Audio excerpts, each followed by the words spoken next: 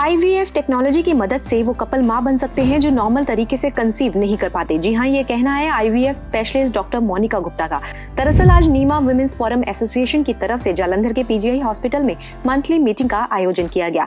Meeting की शुरुआत doctor Harpreet ने की। उन्होंने डॉक्टर मोनिका और डॉक्टर अमित सिंघल और नीमा वुमेन्स फोरम की प्रेसिडेंट डॉक्टर सुगंधा भाटिया का स्वागत करके की। इसके बाद डॉक्टर सुगंधा भाटिया की तरफ से डॉक्टर अमित सिंघल और guest speaker doctor Monika Gupta को फूल भेंट किए गए। मीटिंग में डॉक्टर मोनिका गुप्ता ने IVF के बारे में जानकारी दी। आइए देखते हैं उन्होंने क्या कहा।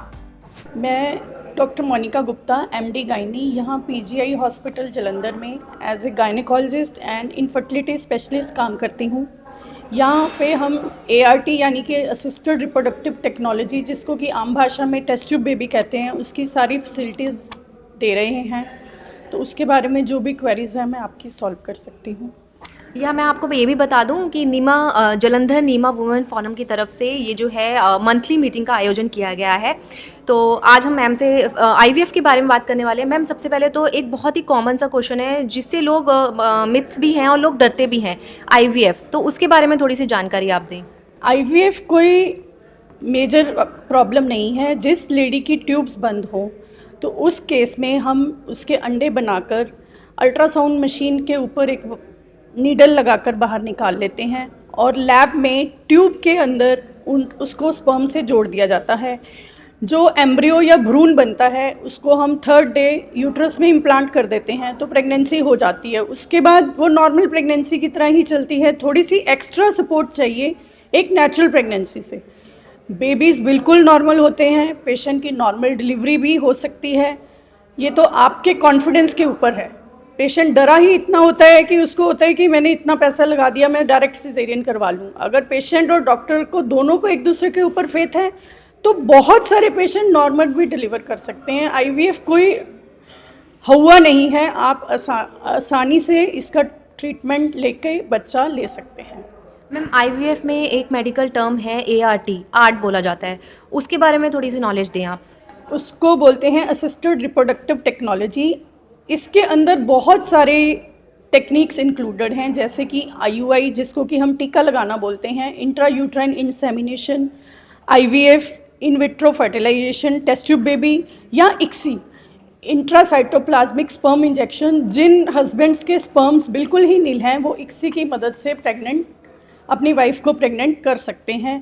इसके अलावा surrogacy, donor sperms, donor eggs, ये सब ART के अंदर ही आते हैं। तो ART एक वाइड टर्म है, IVF उसका एक छोटा सा पार्ट है। मैम, IVF प्रोसेस जब शुरू होता है तो क्या पेशेंट को हॉस्पिटल में एडमिट होना पड़ता है? बिल्कुल भी हॉस्पिटल में एडमिट रहने की ज़रूरत नहीं। पेशेंट सुबह 9 बजे आता है, शाम को 4 बजे घर चला जाता है अपना प्रोसीजर करा के। हम बिल्कुल ही short anaesthesia, propofol just for 10 minutes उसमें ही प्रोसीजर करते हैं। पेशेंट को एडमिशन की कभी भी ज़रूरत नहीं पड़ती। इसमें किसी तरह की सर्जरी की भी ज़रूरत पड़ती है क्या?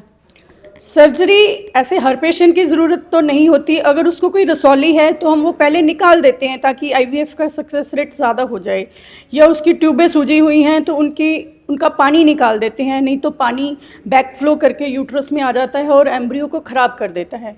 या उसको कोई ऐसी प्रॉब्लम जो यूट्रस में एम्ब्रियो रखते हुए रास्ते में रुकावट है, उस रुकावट को दूर करने के लिए सर्जरी करी जाती है। अदरवाइज़ IVF के लिए किसी सर्जरी की ज़रूरत नहीं होती। एक ये भी मिथ है कि IVF ट्रीटमेंट लेने वाले जो कपल्स हैं उनके जो बच्चे होते हैं वो ज़्यादातर जुड़वा ही होते हैं, इसमें कितनी सच्चाई है?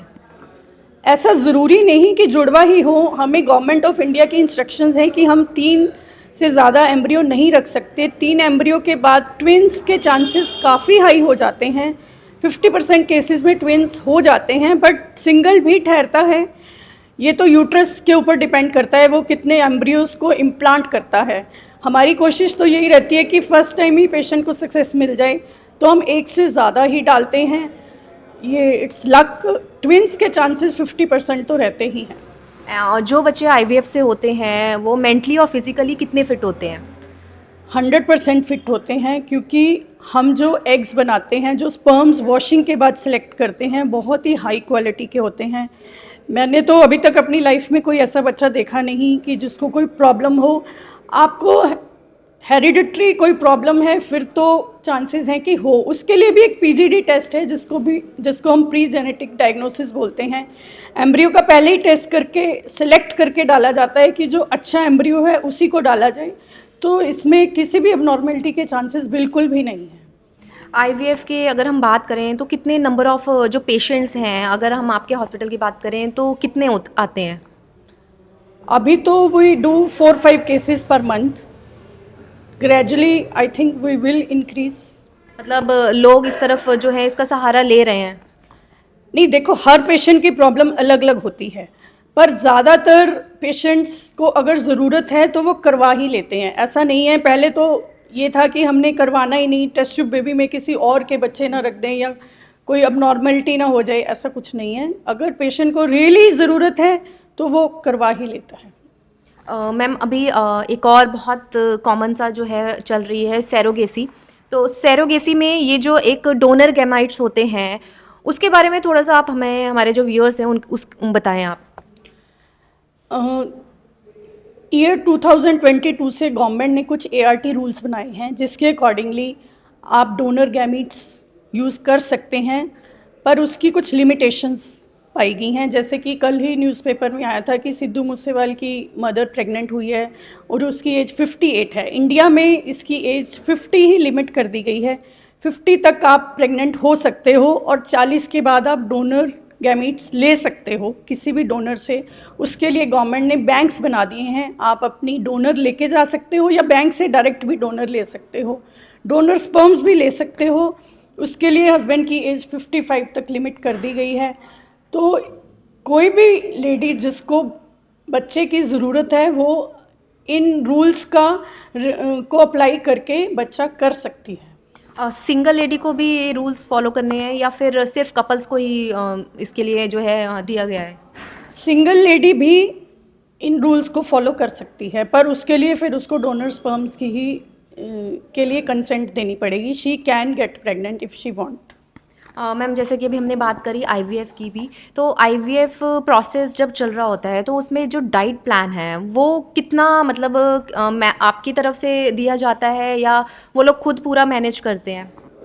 नहीं, डाइट तो पेशेंट खुद लेता है, बट वी कैन गाइड कि आपको ऐसे ऐसे की डाइट लेनी है। कोई भी डाइट, जैसी भी आप अच्छी डाइट लोगे तो एम्ब्रियो अच्छे ही बनेंगे। तो आपकी हमेशा ही कोशिश यही रहती है कि पेशेंट डाइटरी मॉडिफिकेशंस करे और प्रेगनेंसी और सक्सेस रेट अपना बढ़ा ले। मीटिंग में डॉक्टर मोनिका की तरफ से आईवीएफ के बारे में जो जानकारी दी गई उसे लेकर नीमा विमेंस फोरम एसोसिएशन की प्रेसिडेंट डॉक्टर सुगंधा भाटिया ने क्या कहा, सुनते हैं। देखिए, आईवीएफ एक बून है फॉर इनफर्टाइल कपल, ठीक है। I am working as embryologist and clinician both. मेरे को लास्ट आज 22 ईयर्स हो गए हैं इस लाइन में। And I think this technique will help कि जो पेरेंट्स बनना चाहते हैं उनके लिए तो बहुत बड़ी बात है कि जो ये टेक्निक्स हैं उनसे उनको हेल्प मिलती है और उनके घर में किलकारी गूंजती है। और आने वाले टाइम में और भी चीज़ें आ रही हैं इस लाइन में कि जिससे हम और भी ज़्यादा लोगों की मदद करके उनको मातृत्व सुख दे सकते हैं। Thank you so much ma'am हमसे बात करने के लिए।